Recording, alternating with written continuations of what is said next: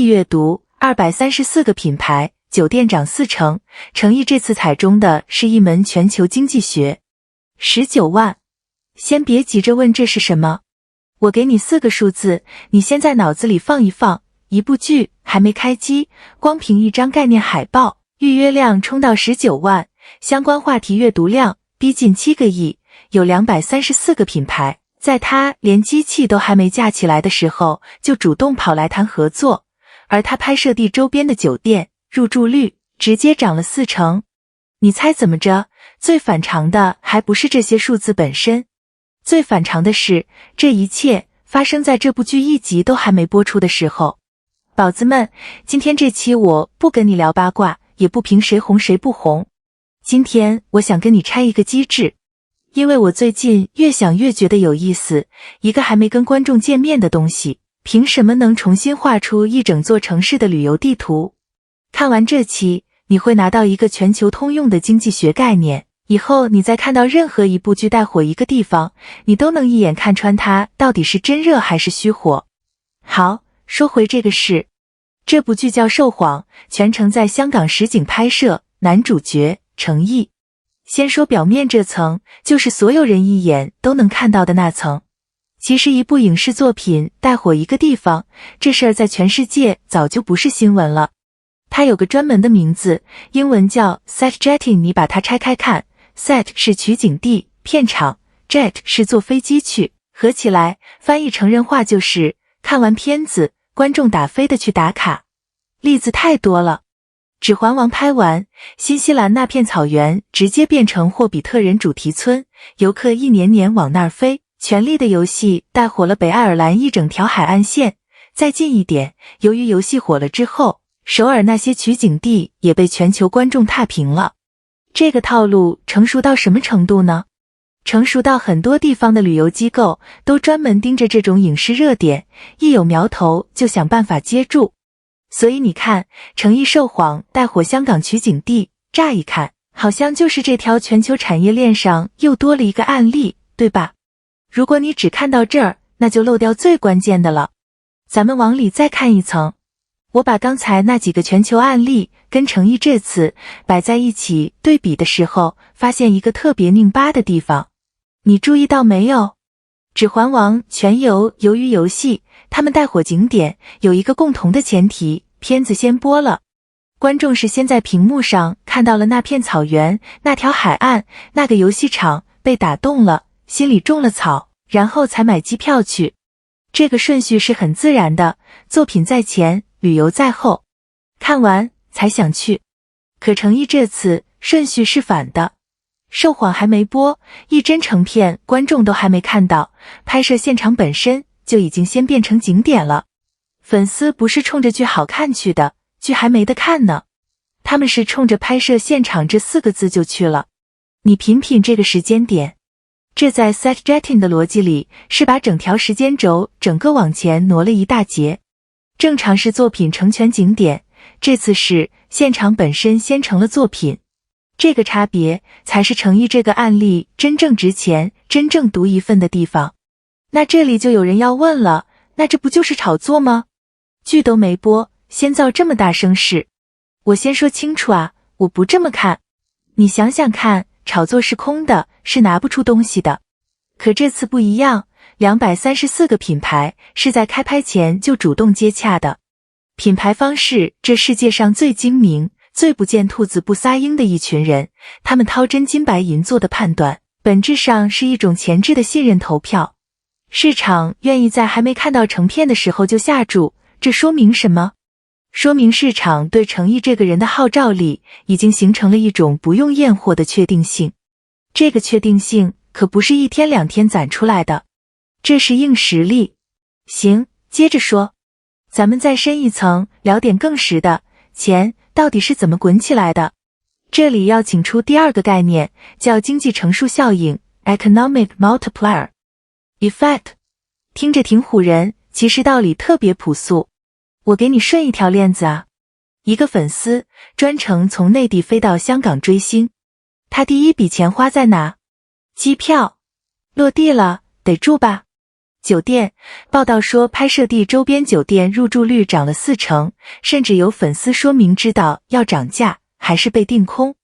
住下了，等拍摄的时候得吃吧。街边茶餐厅、便利店，翻台率直接翻倍。吃完，路过取景地的水果摊、文创店，顺手就买了。报道里那句话我印象特别深，说粉丝能把油麻地警署周边卖断货。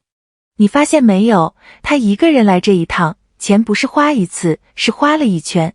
机票、酒店、餐饮、零售、文创、交通，甚至本地手机卡，这一笔钱进来，在这座城市里被反复的花，反复的转手。这就是乘数效应，1块钱进来，在本地经济里滚出好几块钱的动静。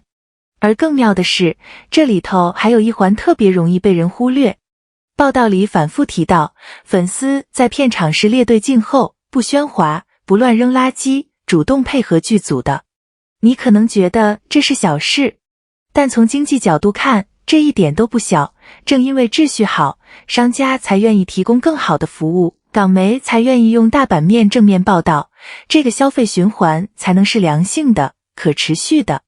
懂行的都知道，一个能带来高质量客流又不给城市添乱的群体，对任何一个做文旅的地方来说都是求之不得的。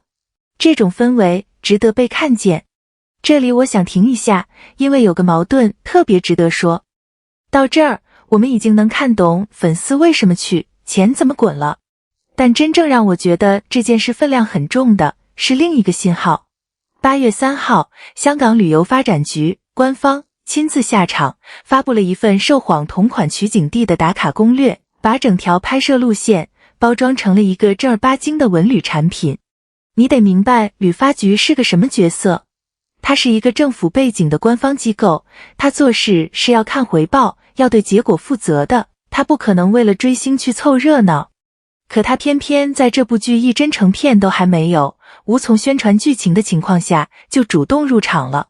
这个动作翻译过来就是一句话，一个理性的、精于计算的官方机构，用它的实际行动，替诚意的商业价值背了书。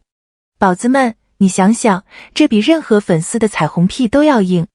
粉丝夸他是感情，品牌和官方下注是算过账的。当感情和算账指向同一个结论的时候，这个结论的含金量就完全不一样了。这种被市场和官方同时认证的号召力，说实话，放眼整个行业都是稀缺的。好，聊了这么多，咱们来做个知识点带走的环节，这部分不追星的朋友也能用得上。我给你一个特别实用的小工具，以后你再看到某某剧带火某地这种新闻，怎么判断它是真热还是短期虚火？记住3个问题就行。第一，问有没有官方或者商业机构真金白银地下场。光是网友喊2句不算数，得看有没有旅游局、品牌方这种要对结果负责的人进来。